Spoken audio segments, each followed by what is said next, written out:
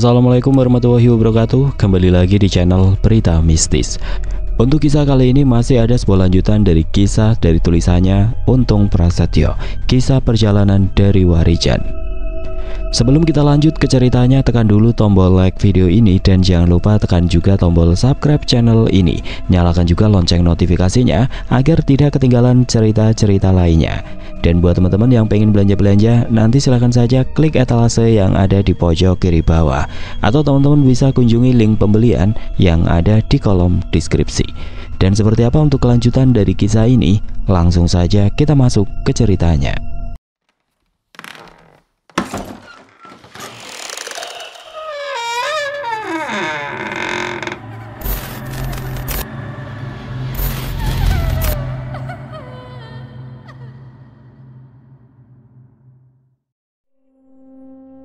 Sebelum Warijan pergi meninggalkan desa tempat tinggal Marwan, Bandi, Kandar, dan juga Sarip, dia diminta oleh Arya untuk membantunya menutup kembali pagar gaib yang telah dibuka beberapa waktu lalu.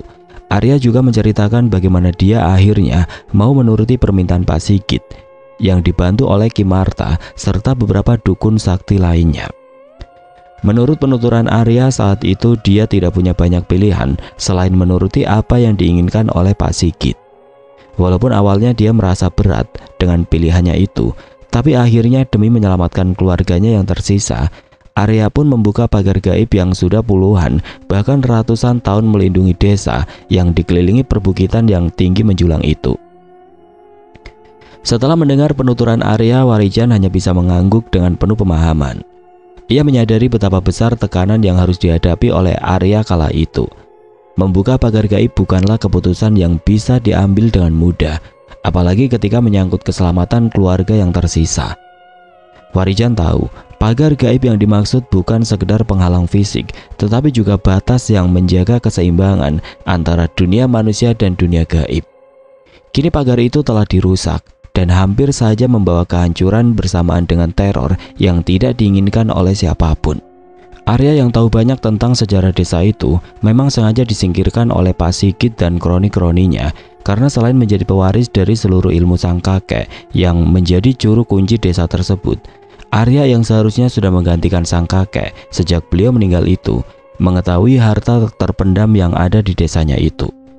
Selain Arya, Pak Sigit dan juga Ki Parna tahu tentang kekayaan yang terpendam di desanya. Mungkin karena hal itulah Ki Parna harus kehilangan nyawanya dengan dalih dihabisi oleh makhluk gaib yang kembali datang meneror desa. Setelah mendengar penuturan Arya tentang sejarah kelam di balik teror yang menimpa desa, Warijan mulai memahami alasan dibalik segala kekacauan yang terjadi. Arya yang seharusnya menjadi penerus sang kakek sebagai juru kunci desa, ternyata telah menjadi korban dari ambisi dan keserakahan para petinggi desa yang dipimpin oleh Pak Sigit dan sekutunya. Pak Sigit yang selama ini dikenal sebagai kepala desa yang bijaksana, ternyata menyimpan niat jahat yang tersembunyi di balik topeng kepemimpinannya. Bersama dengan Ki Marta dan beberapa orang kepercayaannya, mereka telah merencanakan untuk mendapatkan sesuatu yang sangat berharga di desa itu. Menurut cerita yang diwariskan dari generasi ke generasi, desa bernama Girisobo itu dulunya adalah tempat yang diberkati dengan kekayaan alam yang melimpah. Selain itu, ada sebuah harta karun yang terpendam jauh di bawah tanah desa, tersembunyi di balik lapisan magis yang hanya bisa diakses oleh orang yang memiliki ilmu kunci tertentu. Sang juru kunci yang juga merupakan kakek dari Arya, yaitu Eyang Rambit, adalah penjaga rahasia itu, dan dia telah mewariskan ilmu serta pengetahuan tentang lokasi harta tersebut kepada cucunya Arya. Namun setelah kematian Eyang Rambit, Arya mulai tertekan oleh Pak Sigit yang secara diam-diam ingin memanfaatkan kekayaan desa untuk kepentingan pribadinya.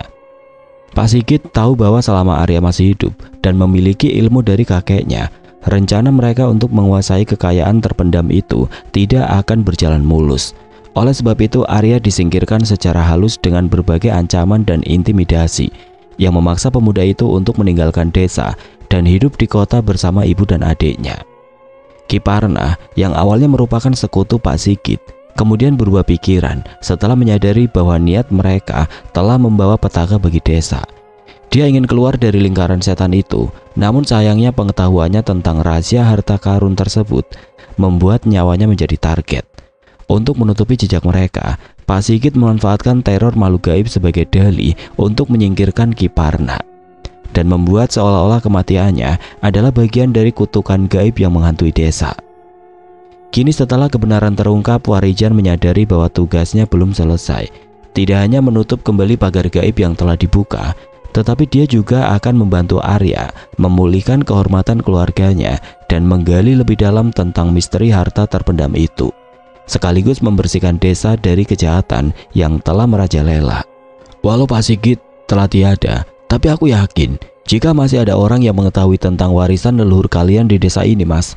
Dan sebelum kerusakan kembali terjadi melalui teror makhluk gaib dan juga dari orang-orang itu, maka kita harus mencegahnya, ujar Warijan dengan penuh keyakinan. Sebaiknya kita menemui Pak Duku Broko untuk membicarakan pengukuhan Arya sebagai Jagabaya atau juru kunci desa Girisobo, sambung Kandar sambil menatap ke arah Arya, Bandi, Marwan, dan juga Sarip serta Warijan tentunya.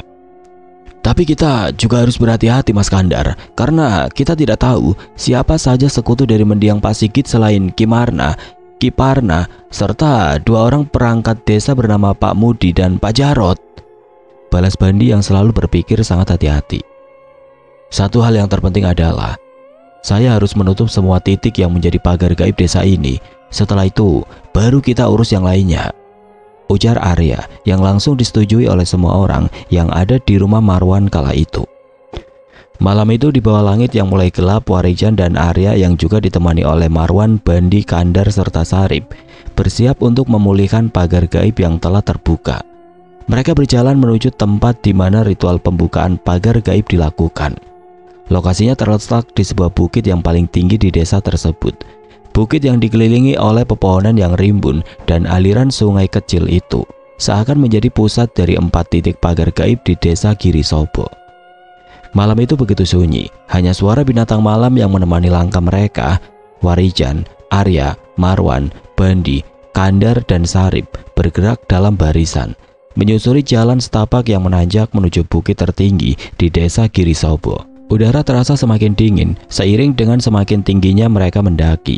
Bukit itu tidak hanya menjadi pusat spiritual desa, tetapi juga menjadi saksi bisu berbagai ritual kuno yang dilakukan oleh para leluhur untuk melindungi desa dari ancaman makhluk halus. Setiap langkah mereka terasa berat, bukan hanya karena medan yang terjal, tetapi juga karena beban tanggung jawab yang mereka emban malam itu. Mereka tahu bahwa kesalahan kecil saja bisa membahayakan seluruh desa. Arya yang memimpin di depan terlihat sangat fokus, wajahnya tegas, matanya menatap lurus ke depan. Ia tahu betul bahwa kali ini mereka tidak hanya melawan kekuatan gaib, tetapi juga melawan dosa dan keserakahan manusia yang telah merusak keseimbangan alam. Sesampainya di puncak bukit, mereka disambut oleh pemandangan yang megah sekaligus mistis. Di hadapan mereka terbentang area datar yang dikelilingi oleh 4 batu besar berlumut yang menandai titik-titik penjuru pagar gaib. Keempat batu tersebut berdiri kokoh menghadap ke 4 arah mata angin. Di tengah area tersebut terdapat lingkaran tanah yang tampak gersang, tempat di mana ritual pembukaan pagar gaib dilakukan oleh Arya di bawah ancaman Pak Sigit dan Ki Marta beberapa waktu lalu. Malam semakin larut dan bulan purnama perlahan-lahan memanjat ke tengah langit, memberikan cahaya perak yang menerangi sekitar bukit. Arya segera meminta mereka semua untuk berdiri di posisi masing-masing sesuai dengan arah mata angin. Sarip mengambil posisi di timur, Marwan di barat, Bandi di utara, dan Kandar di selatan. Sementara Warijan yang ditugaskan sebagai penjaga berdiri sedikit di belakang mereka untuk mengawasi dan melindungi mereka dari gangguan makhluk gaib ataupun hewan buas yang mungkin akan muncul. Arya mulai mengucapkan mantra dengan suara yang dalam dan berwibawa. Suaranya bergema di antara pepohonan, membuat udara di sekitar mereka bergetar. Arya yang telah mewarisi ilmu dari leluhurnya itu segera mengalirkan energi spiritual ke arah batu-batu berlumut di hadapannya itu. Keempat batu tersebut mulai berpendar dengan cahaya biru yang semakin lama semakin terang, seolah merespon kekuatan yang mereka pancarkan. Angin mulai terasa berembus pelan, membawa aroma tanah basah dan dedaunan. Udara di sekitar mereka terasa semakin berat, menandakan bahwa kekuatan gaib sedang berkumpul. Warijan yang berjaga pun mulai merapalkan ajian Sindung Jagat, sebuah ilmu langka yang diwariskan dari gurunya untuk menjaga Arya dan yang lainnya dari energi gelap yang mungkin menyerang mereka. Sementara itu Arya terus membacakan mantra-mantra kuno hingga sampai pada sebuah ajian bernama Ajian Segoro Muncar, sebuah ilmu kuno yang diwariskan oleh kakeknya untuk mengunci kembali energi negatif yang telah terlepas. Angin yang tadinya hanya berembus lembut kini berubah menjadi badai kecil yang mengelilingi puncak bukit. Langit yang sebelumnya cerah tiba-tiba diselimuti awan hitam pekat yang seolah menandakan bahwa kekuatan gaib di sekitar mereka sedang bangkit, mencoba menggagalkan usaha Warijan dan Arya untuk memulihkan pagar gaib desa. Suara gemuruh terdengar, seakan alam pun ikut berontak terhadap ritual yang sedang dilakukan. Saat Arya menyebutkan nama ajian tersebut, bumi bergetar sejenak. Dari 4 batu penjuru muncul semburan cahaya berwarna biru laut yang menyatu di atas kepala Arya, membentuk pusaran energi. Ajian Segera Muncar adalah ilmu kuno yang diwariskan oleh kakeknya, Eyang Rambit, sang juru kunci yang dulu menjaga keseimbangan antara dunia manusia dan dunia gaib.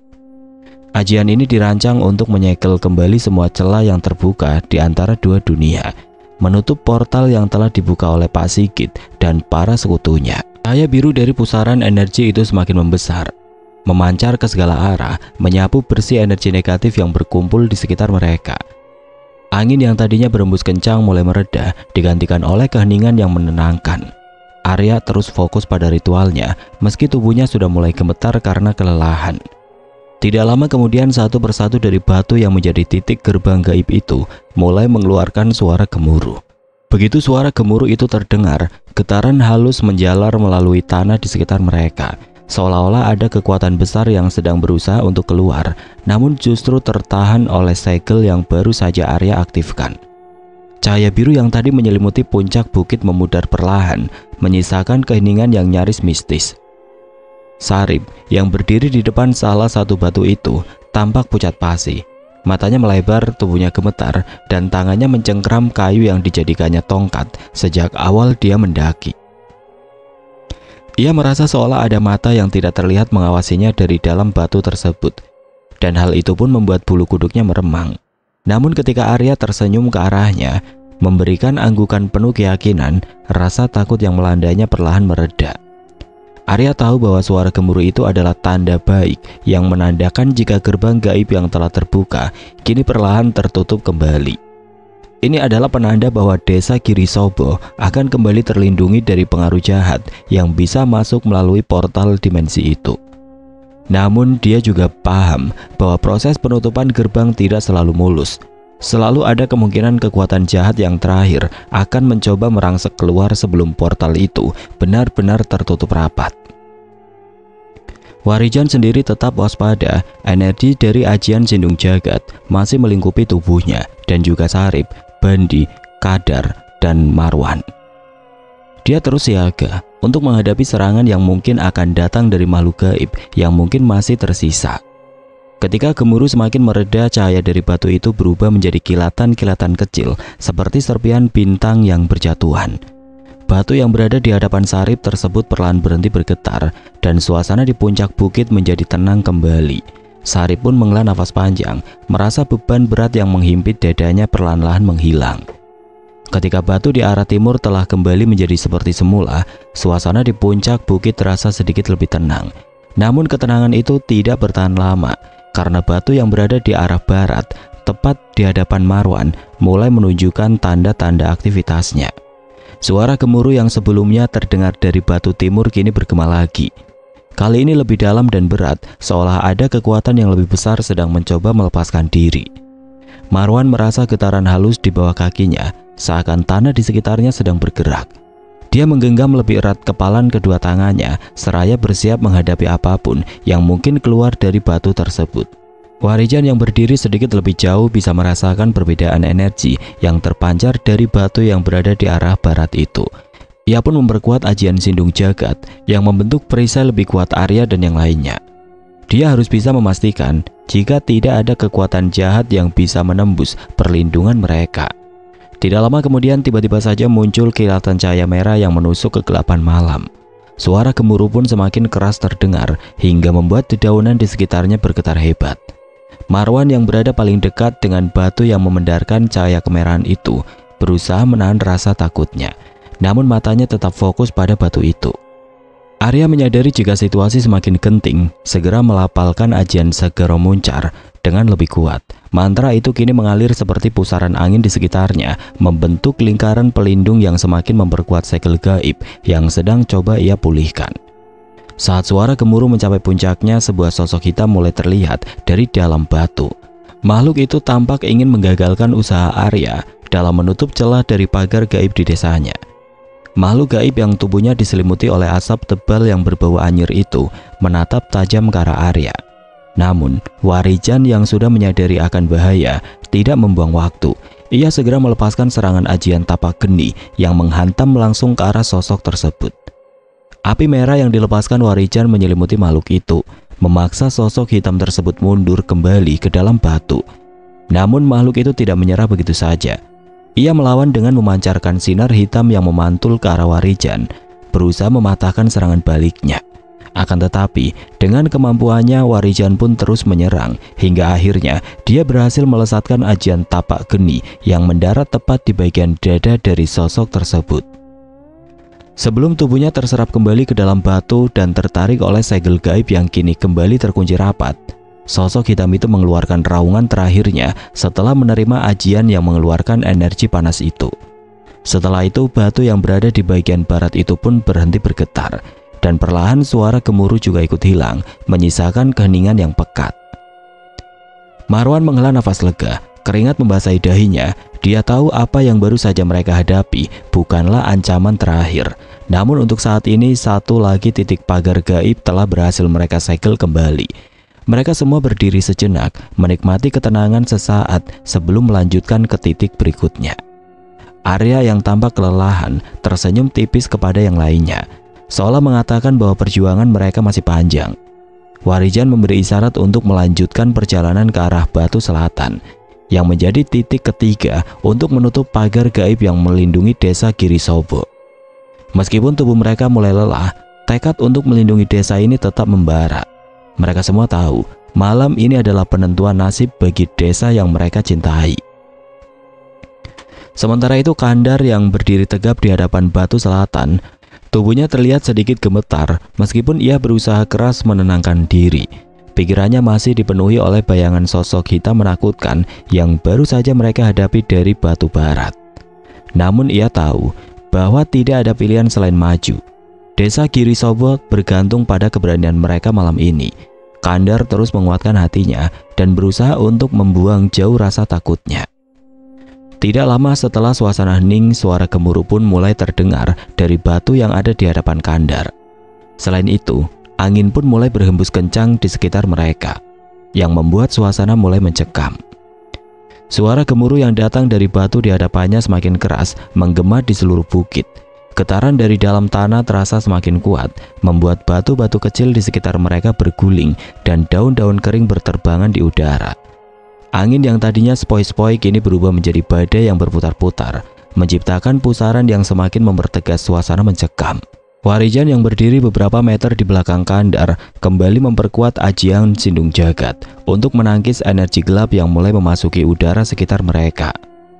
Akan tetapi, suara gemuruh yang tadinya menggetarkan bukit perlahan mereda. Hembusan angin kencang yang seolah ingin menerbangkan mereka lenyap dan hanya menyisakan desiran angin malam yang dingin. Getaran yang sebelumnya begitu kuat hingga membuat tanah bergetar itu kini berhenti. Semua tanda-tanda kekuatan gaib yang tadi mereka rasakan seketika memudar, digantikan oleh keheningan yang memekakkan telinga. Kandar yang tadinya tegang dan penuh kewaspadaan menghela nafas panjang. Ia hampir tidak percaya bahwa gerbang gaib di hadapannya telah berhasil tertutup. Rasa lega perlahan meresap ke dalam dirinya. Batu yang sebelumnya mengeluarkan cahaya dan suara mengerikan itu kini tampak seperti batu biasa, seolah tidak pernah menjadi pintu menuju ke dunia lain. Ia memandangi batu itu sejenak, memastikan bahwa tidak ada lagi tanda-tanda aktivitas gaib. Di sisi lain, Arya tersenyum lelah namun puas. Ia menyeka keringat yang membasahi dahinya, sementara tubuhnya sedikit bergetar akibat kelelahan setelah merapalkan mantra panjang. Ajian Segoro Muncar yang telah melakukan tugasnya dengan menutup kembali gerbang yang telah terbuka dan mengunci energi jahat di dalamnya. Warijan yang masih menjaga di belakang mereka dengan ajian Sindung Jagat mulai menurunkan tangannya yang tadi terangkat tinggi, siap menghadang segala ancaman. Ia menoleh ke arah Arya dan Kandar, memastikan bahwa semuanya baik-baik saja dan tidak ada serangan balik, serta tidak ada makhluk gaib yang berusaha menerobos. Masih tersisa satu batu yang menjadi gerbang gaib terakhir di desa itu. Namun sebelum melanjutkan ritual tersebut, Arya meminta untuk beristirahat lebih dulu untuk memulihkan tenaganya. Warijan yang tahu jika Arya sudah berada pada batas kekuatannya pun mendekati Arya dengan langkah mantap. Ia tahu bahwa Arya sudah sangat kelelahan setelah merapalkan mantra-mantra kuno untuk menutup 3 gerbang gaib tersebut. Tanpa ragu Warijan merapalkan doa dalam hati. Memusatkan kekuatan batinnya, ia meletakkan telapak tangannya di punggung Arya, mengalirkan energi murni yang dia miliki. Energi itu bersinar lembut, seperti cahaya bulan yang menembus kabut malam. Sejenak tubuh Arya tampak berpendar, dan dia bisa merasakan aliran energi hangat yang mengisi kembali tenaganya yang terkuras. Mata Arya yang tadi hampir terpejam kini terbuka dan tampak lebih segar. Marwan, Kandar, Bandi, dan Sarip yang menyaksikan momen itu tertegun. Mereka belum pernah melihat Warijan menggunakan kekuatan semacam ini sebelumnya. Mereka bisa merasakan perubahan di udara yang terasa sedikit hangat. Angin yang berembus perlahan membawa ketenangan, seolah alam pun merespon energi positif yang mengalir dari Warijan. Setelah beberapa saat, Arya menarik nafas dalam-dalam, merasakan kekuatannya pulih dengan cepat. Ia mengangguk pelan kepada Warijan sebagai tanda terima kasih. Dengan kekuatan yang telah kembali, Arya merasa siap untuk melanjutkan tugas mereka yang paling berat, yaitu menutup gerbang gaib terakhir yang berada di bagian utara desa. Mereka semua tahu bahwa batu terakhir ini berbeda. Berdasarkan pengetahuan yang diturunkan oleh kakek Arya, gerbang gaib di arah utara adalah yang paling kuat dan berbahaya. Gerbang ini adalah pusat dari semua energi negatif yang selama ini mengganggu desa mereka. Tidak hanya membutuhkan kekuatan besar untuk menutupnya, tetapi juga harus dihadapi dengan hati-hati agar tidak memicu ledakan energi yang lebih besar. Setelah memulihkan tenaga dan mendapatkan keyakinan, Marwan, Sarip, Bandi, dan Kandar kembali ke tempat mereka masing-masing. Arya yang berdiri tepat di tengah-tengah mereka pun mulai merapalkan ajian Segoro Muncar. Namun kali ini mantranya lebih panjang dan lebih kuat, seolah ia sedang berbicara langsung dengan kekuatan alam yang lebih tua dan lebih purba. Warijan berdiri di belakangnya, siap untuk memberikan perlindungan dengan perisai gaib dari ajian Sindung Lawu sebagai tambahan pelindungnya. Batu yang ada di hadapan Bandi mulai bergetar hebat, memancarkan cahaya merah menyala yang menembus kegelapan malam. Suara gemuruh kembali terdengar, namun kali ini lebih kuat, seolah tanah itu sendiri meronta. Mereka semua bisa merasakan kekuatan luar biasa yang terpancar dari gerbang ini, jauh lebih kuat dibandingkan gerbang-gerbang sebelumnya. Namun tidak seperti yang dibayangkan oleh Arya dan yang lainnya, batu yang memiliki sejarah sebagai titik gerbang terlarang itu perlahan-lahan mulai terlihat tenang. Cahaya dari batu itu perlahan meredup, suara gemuruh mulai berkurang, dan angin kencang yang tadi menerpa mereka kini mulai tenang. Akan tetapi hal lain di luar dugaan semua orang yang berada di tempat itu pun terjadi. Tiba-tiba saja Warijan merasakan hal aneh dengan bilah keris yang dibawanya. Keris hitam yang merupakan tempat bersemayamnya sosok Brajamusti itu melayang dengan sendirinya tanpa bisa dikendalikan oleh Warijan yang menjadi tuan dari keris hitam itu. Tidak lama setelah itu, sosok Brajamusti pun mulai menampakkan diri dengan wujud yang sangat menyeramkan. Dan hal itu tentunya membuat Warijan sangat geram hingga dia pun hendak menyerang sosok Brajamusti yang dianggapnya telah membangkang dan mengkhianati perjanjian mereka. Tanpa ragu lagi, Warijan yang mulai dibakar oleh amarahnya segera merapal ajian Sindung Geni yang membuat butiran tanah di sekitarnya melayang di udara dan berubah menjadi butiran merah menyala yang sangat panas. Namun sebelum Warijan melesatkan serangannya itu, sosok Brajamusti dengan cepat merubah wujudnya menjadi seorang pemuda yang terlihat gagah dengan jubah perangnya. Sosok Brajamusti pun dengan cepat meminta maaf kepada Warijan dan meminta Warijan mengurungkan niatnya untuk menghukumnya. "Hentikan! Apa kau mau memusnahkan temanmu ini, bocah goblok?" seru Brajamusti dengan suara lantang. Mendengar apa yang diucapkan sosok Brajamusti, Warijan yang dibuat terkejut pun mulai mengendurkan energinya. Butiran debu yang terangkat ke udara akibat ajian Sindung Geni pun perlahan menghilang dan hanya menyisakan kesepulan asap putih. Mengetahui hal itu, Brajamusti pun mendekat ke arah Warijan dengan melayang di udara. Kejadian langka itu pun membuat Marwan, Bandi, Kandar dan juga Sarip melihatnya dengan penuh kekaguman.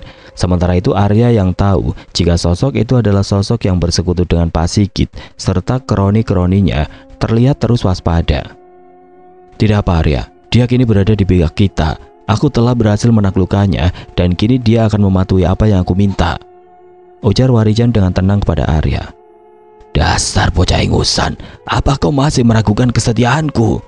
tanya sosok Brajamusti yang terlihat sangat kesal karena hampir mengalami luka akibat ajian Sindung Geni. "Kau yang goblok, kenapa tiba-tiba muncul di tengah situasi tegang seperti ini? Aku pikir kau akan mencegah kami menutup gerbang terakhir ini," balas Warijan yang sama kesalnya dengan Brajamusti. "Aku memang sengaja menunggu saat-saat seperti ini, Jan, karena aku akan menjelaskan semuanya dengan mudah di sini," balas Brajamusti dengan wajah yang terlihat mulai tegang. Setelah suasana kembali tenang, Warijan pun meminta Arya, Marwan, Kandar, Bandi dan Sarip untuk duduk melingkar di balik batu besar yang merupakan gerbang gaib di sisi utara desa. Warijan juga meminta Marwan untuk membuat api unggun kecil untuk menghangatkan diri dari hembusan angin malam yang mulai terasa dingin. Sebagai seorang yang tidak memiliki ilmu kebatinan, awalnya Marwan, Sarip, Bandi dan juga Kandar merasa takut ketika melihat sosok Brajamusti terus berada di sekitar mereka. Tapi dengan bijaksana, Warijan pun menjelaskan jika saat itu Brajamusti telah berada di pihak mereka. Di tengah keheningan malam dan disaksikan oleh cahaya bulan yang bersinar temaram, sosok Brajamusti pun mulai menceritakan tentang istana kecilnya yang berada di balik pagar gaib di sisi utara desa. Dia dengan tegas meminta kepada Warijan dan Arya untuk tidak menutup gerbang gaib tersebut, karena itu merupakan jalan satu-satunya untuk dapat kembali menemui makhluk-makhluk gaib yang menjadi pengikutnya dan juga terus membantunya sejak lama. Di bawah langit malam yang diterangi sinar bulan temaram, suasana menjadi hening setelah Brajamusti menyampaikan permintaannya. Api unggun kecil yang dibuat oleh Marwan memberikan kehangatan di tengah dinginnya angin malam. Sementara bara apinya memantulkan bayangan di wajah-wajah yang berkumpul melingkar di balik batu besar. Aroma kayu yang terbakar bercampur dengan hembusan angin membawa ketenangan. Namun di balik ketenangan itu ada ketegangan yang tidak terucapkan. Semua mata tertuju pada Warijan dan Arya, menunggu keputusan mereka. Warijan duduk bersila dengan mata terpejam, mencoba meresapi kata-kata Brajamusti. Sosok gaib yang selama ini dikenal sebagai ancaman itu, kini meminta perlindungan bagi dirinya dan pengikutnya. Brajamusti menjelaskan dengan suara yang dalam dan berwibawa bahwa istananya di balik gerbang gaib sisi utara bukanlah sekedar tempat tinggalnya, melainkan perlindungan bagi makhluk-makhluk gaib yang telah lama setia kepadanya setelah dia mengalami pengkhianatan di kerajaan besarnya sendiri. Di tengah keheningan malam yang hanya diterangi oleh sinar api unggun, Brajamusti mulai membuka cerita yang selama ini tersembunyi di balik bayang-bayang kekuatannya. Suaranya terdengar dalam dan penuh emosi, seolah-olah ia sedang mengungkapkan beban yang telah ia pendam selama berabad-abad. Brajamusti memulai kisahnya dengan masa lalu yang kelam. Ia mengatakan jika sebenarnya ia berasal dari sebuah kerajaan gaib besar yang dipimpin oleh ayahnya sendiri. Sebagai putra mahkota, Brajamusti tumbuh menjadi sosok yang kuat, cerdas dan berambisi.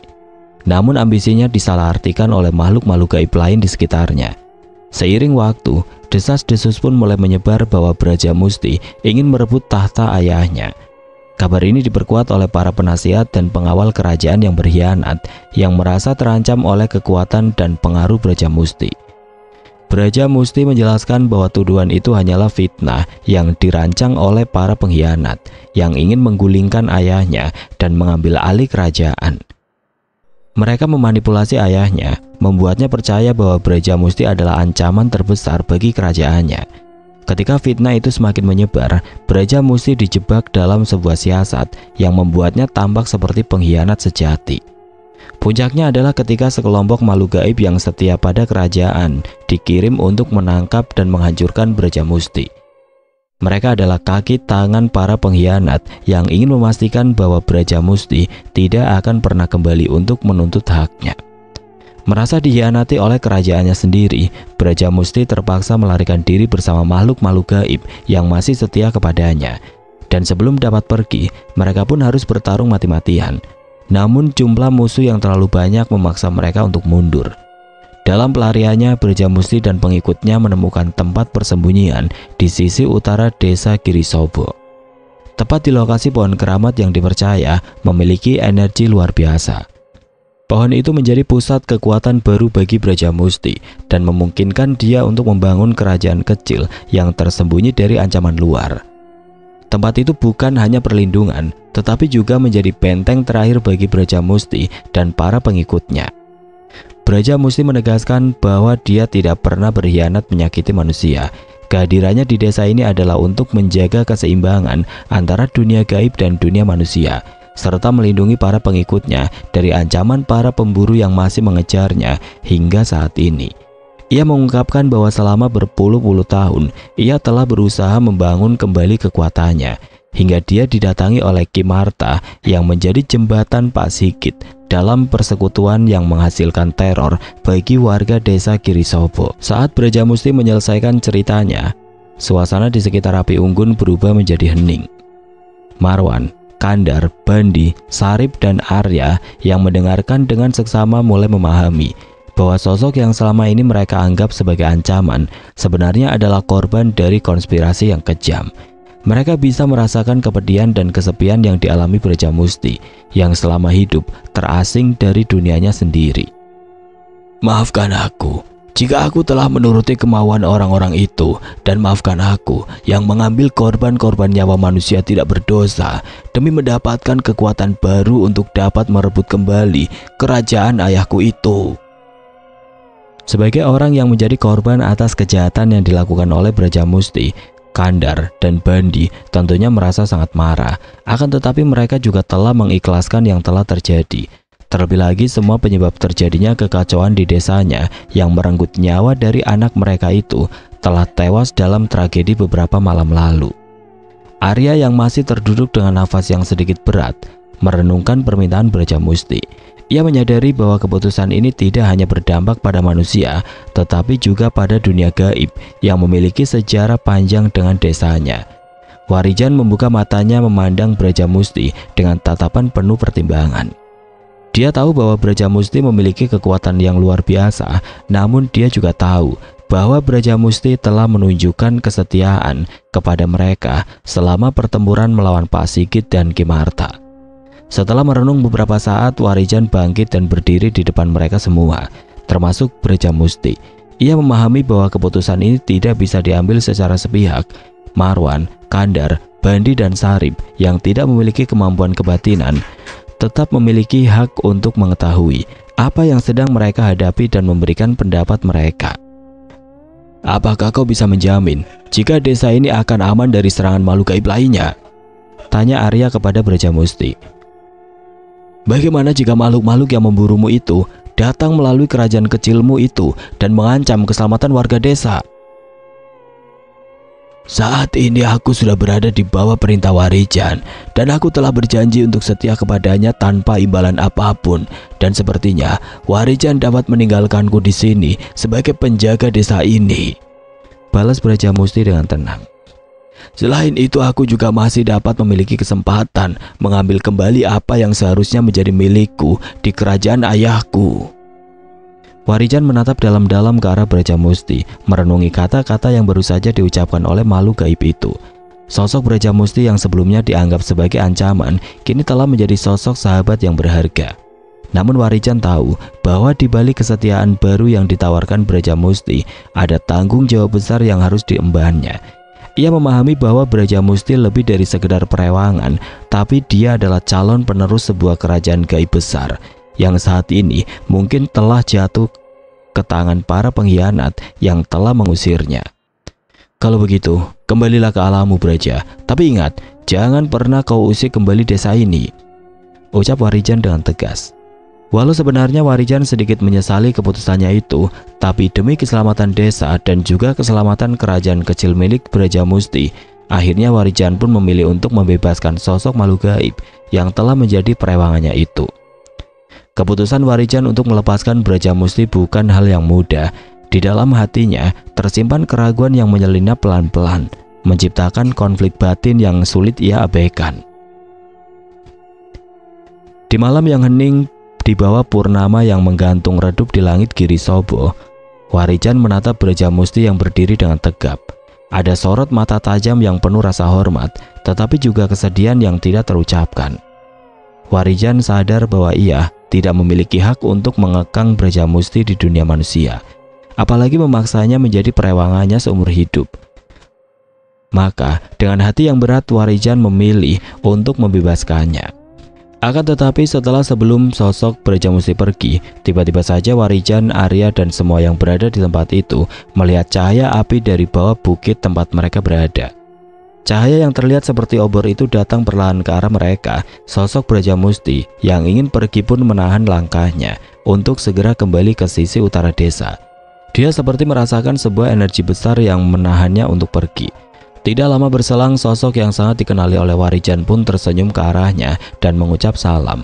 Hal itu pun membuat Arya, Marwan, Bandi, Kandar, dan juga Sarip merasa heran dengan apa yang mereka lihat saat itu. Arya dan yang lainnya yang belum mengenal sosok pemuda yang menghampiri mereka itu berpikir keras dan bertanya-tanya dalam hati. Bagaimana orang itu bisa tahu bukit tempat mereka berada saat ini, sedangkan dia bukanlah warga desa Girisobo. Kau ini benar-benar tidak bisa ditebak, Danu, sapa Warijan yang langsung menjabat tangan Widanu dan langsung memeluknya dengan hangat.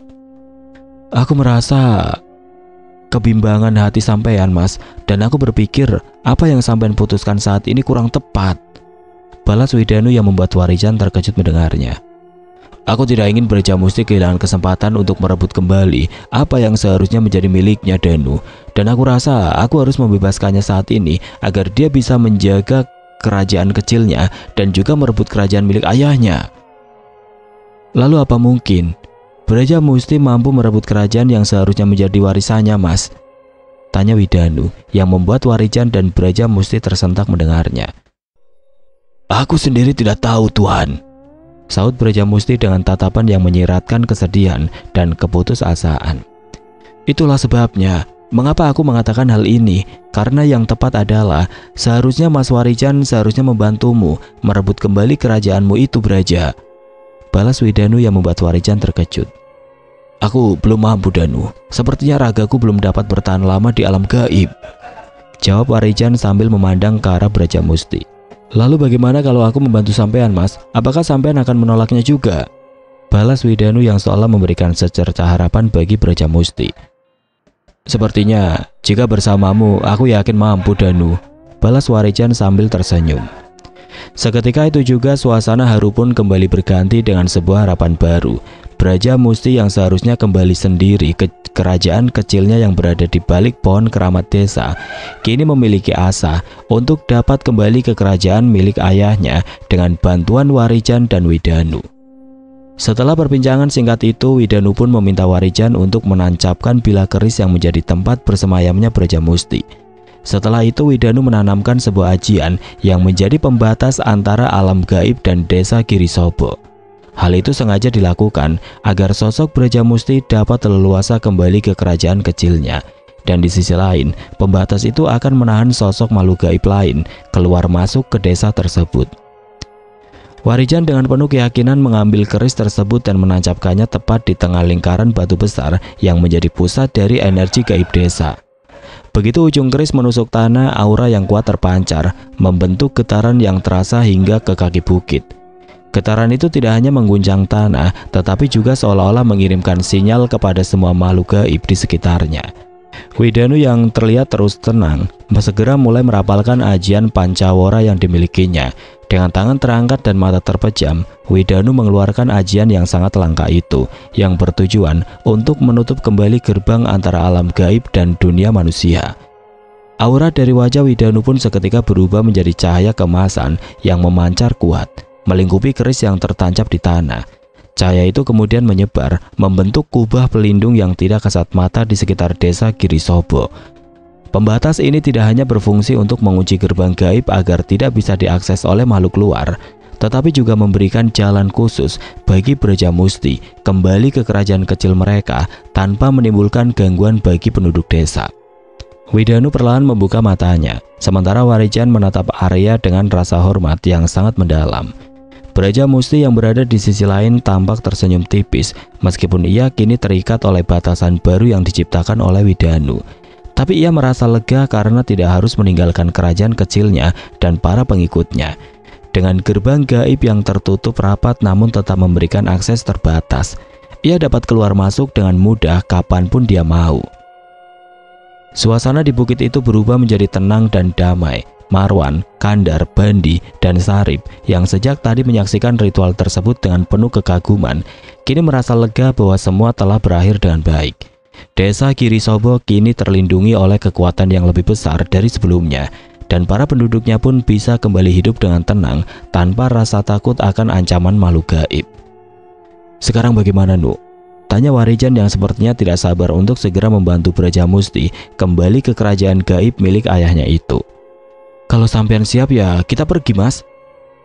Pagi itu fajar mulai menyingsing menyinari desa Girisobo yang baru saja mendapatkan perlindungan baru.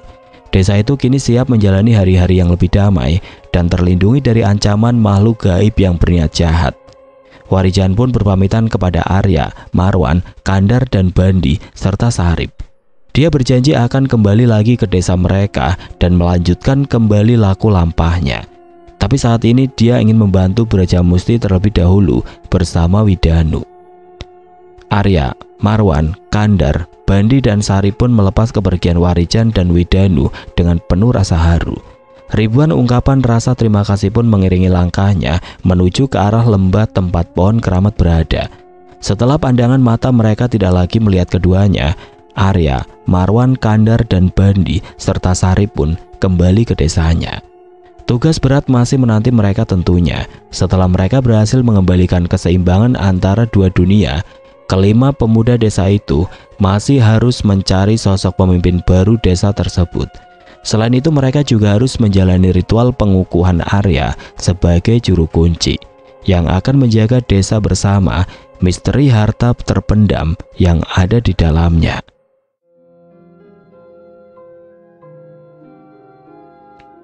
Oke teman-teman, sekian untuk kisah kali ini. Bagaimana menurut kalian tentang kisah ini? Tulis komentar kalian di kolom komentar. Dan buat teman-teman yang baru bergabung, jangan lupa untuk like, komen, share, serta subscribe channel ini. Dan nantikan kisah-kisah horor berikutnya tetap di channel Berita Mistis. Wassalamualaikum warahmatullahi wabarakatuh.